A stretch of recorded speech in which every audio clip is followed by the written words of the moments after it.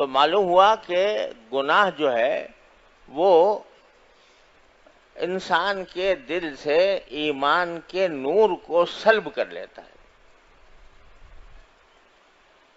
اب کیا مطلب ہے اس نور کے سلب کرنے کا؟ اس کی تفصیل میں جائیں تو لمبی چوڑی تقریر کی ضرورت ہوگی، لیکن مختصر بات یہ ہے کہ جب ایمان کا نور قلب میں پیدا ہو جاتا ہے، اللہ تعالیٰ اپنی رحمت سے ہم سب کو عطا فرما دے، تو پھر انسان جو ہے وہ اس کا خود طبعی میلان وہ طاعات کی طرف ہوتا ہے، عبادات کی طرف ہوتا ہے، اللہ تعالیٰ کے احکام کی تعمیل کی طرف ہوتا ہے، اور گناہوں کی طرف جو رغبت ہے وہ کم ہوتی چلی جاتی ہے. جتنا جتنا ایمان کا نور بڑھے گا اتنا ہی گناہوں سے نفرت پیدا ہوتی جا رہی ہے. شروع میں آدمی بتکلف نگاہ گناہ چھوڑتا ہے، دل چاہ رہا ہے، دل مچل رہا ہے، دل کی خواہش ہے، تقاضا ہے کہ یہ گناہ کر لوں، لیکن پھر وہ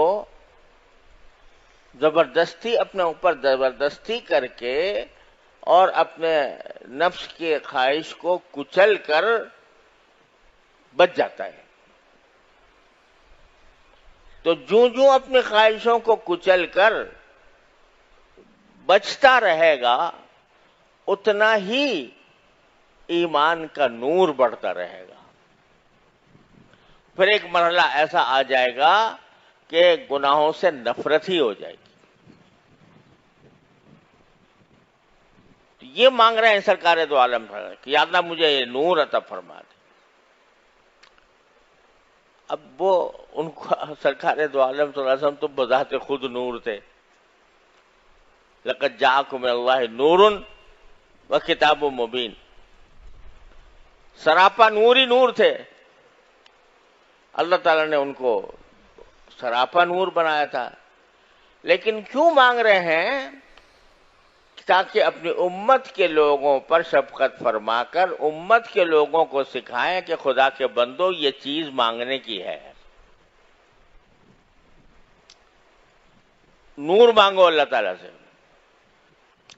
اور اس نور کا تقاضا کا نتیجہ یہ ہوگا کہ انشاءاللہ گناہوں سے حفاظت بھی ہوگی. گناہوں کی گناہوں سے بچنے سے نور پیدا ہوتا ہے،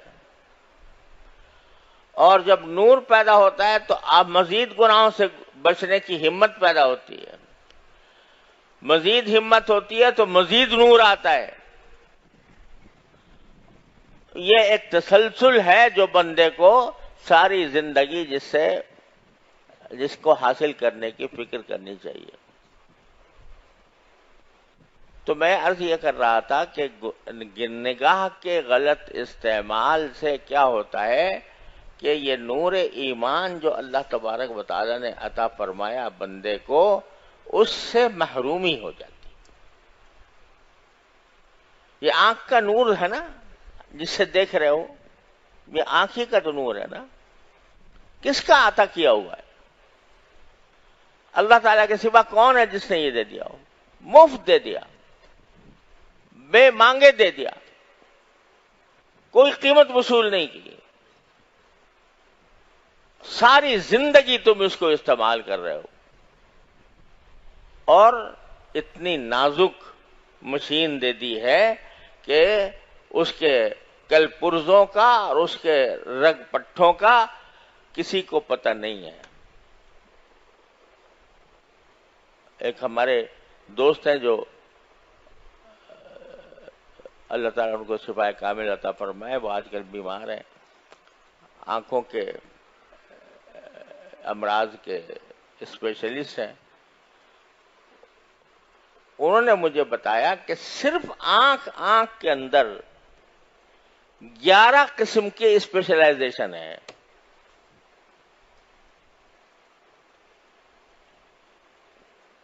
اس چھوٹی سی آنکھ کے اندر جو کائنات بنائی ہے اللہ تعالیٰ نے، اس کائنات کے جو اب تک 11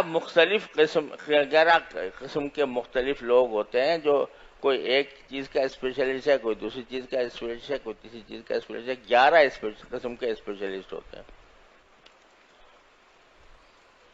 اور جب ذرا سی کوئی کھٹک ہو جائے آنکھ میں، کوئی تنکا پڑ جائے، پھر دیکھو کیا بے چینی ہوتی ہے. اگر بینائی خدا نہ کرے کسی وقت اس میں کمی آ جائے تو انسان ساری دنیا کی دولت لٹانے کو تیار ہو جاتا ہے کہ یہ میں لٹا دوں لیکن میری یہ بینائی واپس آ جائے. بے مانگے مفت دے رکھی ہے اللہ تعالیٰ نے ساری زندگی، پیدائش سے لے کر مرتے دم تک یہ چل رہی ہے.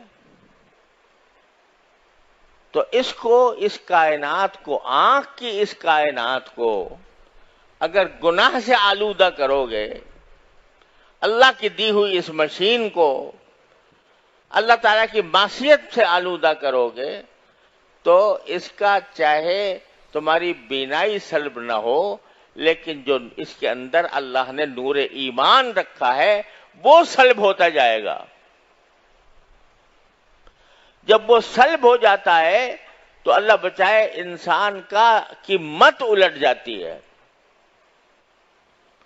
وہ برے کو اچھا اور اچھے کو برا سمجھنے لگتا ہے.